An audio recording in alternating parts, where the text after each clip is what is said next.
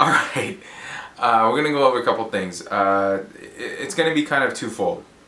The pros and cons, whatever those might be for yourself, of wanting to decide that you're going to compete, and the what ifs.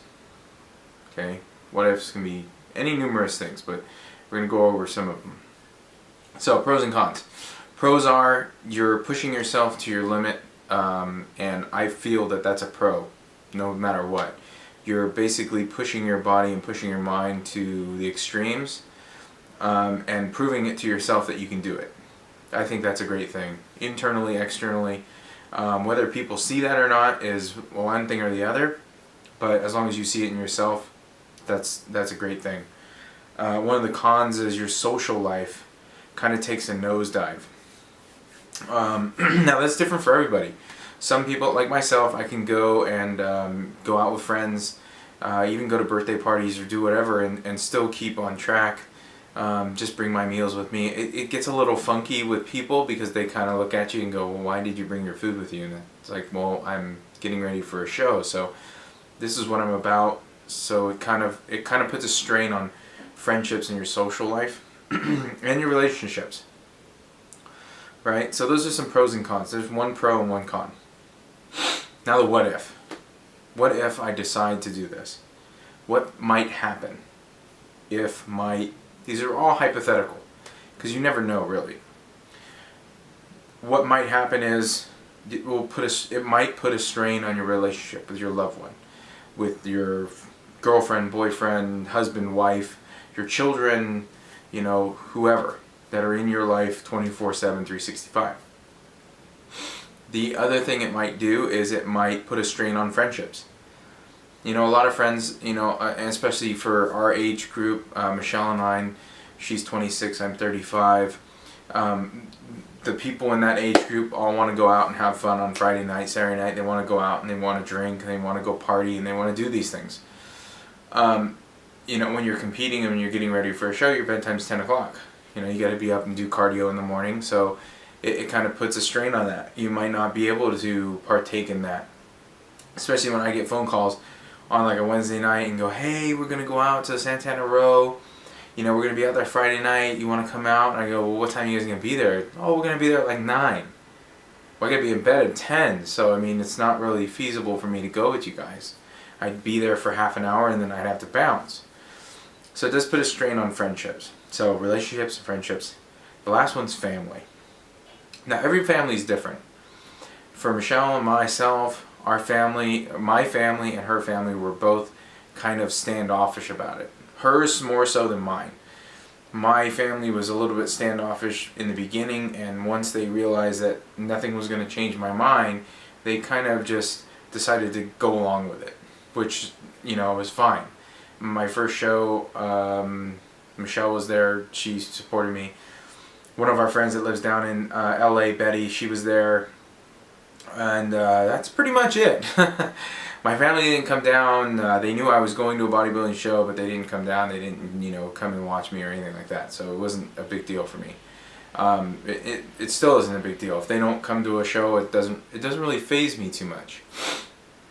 I would love for them to come, but if they don't, then it's, whatever. It's not a big deal to me. So those are kind of the what ifs, what might happen, The diet and the prep and the cardio and all that stuff, those are constant, because this is a lifestyle that you choose. What might happen after you do your first show is, after repressing all of those things that you want to eat for 12, 16, or 20 weeks, and you go after your show and you just start eating and eating and eating and eating it. And that kind of will put a strain on your body as well, because your body wants to naturally restore sodium, glycogen, and fat, because that's what your body lives off of. Those are energy sources, glycogen and fat. And the sodium, your body constantly it craves it, especially when you start to deprive yourself of it. So the rebound effect that you might have after your show, it will put a stress on it. And I really think that there should be like not an outreach program, but kind of like a forum or some type of way that everybody that competes can kind of get together whether that be a Google Hangout or a Skype call or something like that, where everybody can get together and talk about, what food issues they've been having, what kind of like, oh, I binged and I ate like, 15,000 calories for like 5 days straight kind of thing. So, oh, excuse me, shit. Sorry, I ate like eggs. It's like egg burps.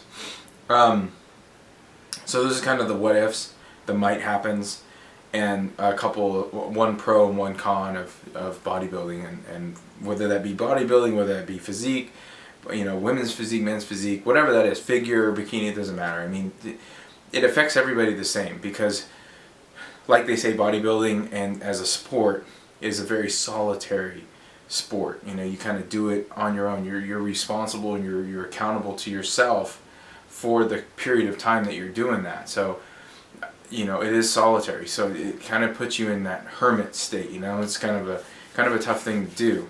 But everybody that's either competed or that's going to compete, there's people out there like myself or like Michelle that have been through it before, that if you want to talk, if you have questions, you can hit me up, you hit her up, it doesn't matter. I mean, we're pretty open people, and we want to help everybody that's in the sport as well. So it's kind of like, you kind of pass the information along. You get the information, you digest it, you use it, and then you pass it to the next people down. It's all a learning experience. So if you have any questions, comments, hit me down below in the comment section. Shoot me an email. You can go to my blog, and you can ask me questions there. I think I have an email address there. Or find me on Instagram. My email address is there. Just hit me up if you have any questions, comments. For everybody that's getting ready to compete at the Excalibur, good luck to everybody there. I'm thankful that I think they cut the competitors down to like, I think 400 this year. So it's not going to be freaking crazy like it was last year. But to everybody that is competing at Excalibur, good luck. And we'll see you next time.